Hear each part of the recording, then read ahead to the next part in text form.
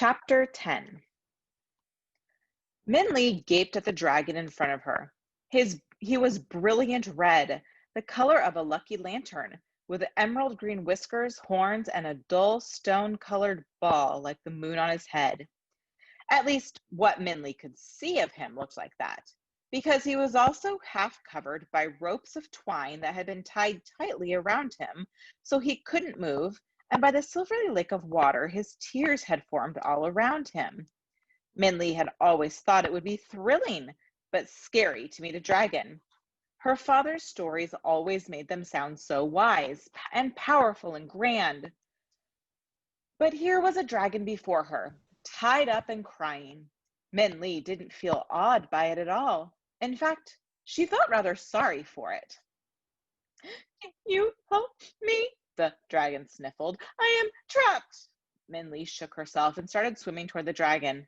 "What happened to you?" she asked. "The monkeys tied me up while I was sleeping," the dragon said. "I've been here for days." Minli swam over to the dragon and climbed onto his back to get out of the water. There she opened her pack, took out the small sharp knife she had brought with her, and started cutting the twine. "Why did the monkeys tie you up?" Minli asked. "Because I want to go further into the forest to the peach grove," the dragon said.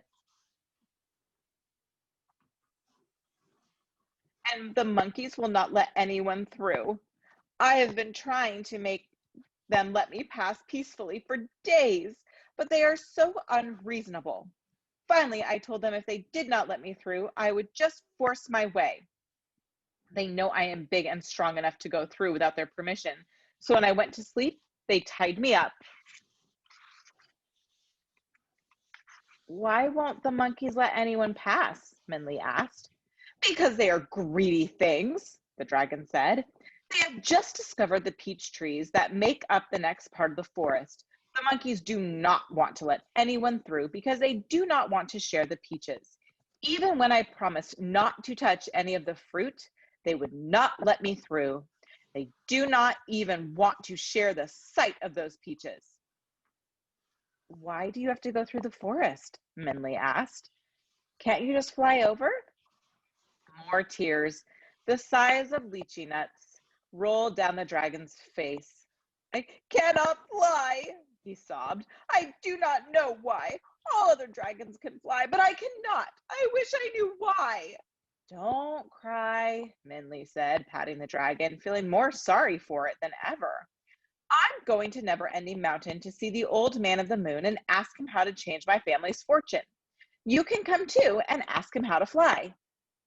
"You know where Never-Ending Mountain is?" the dragon asked. "I thought to see the old man of the moon was impossible. You must be very wise to know how to find him." "Not really," Minli said. "I got the directions from a goldfish."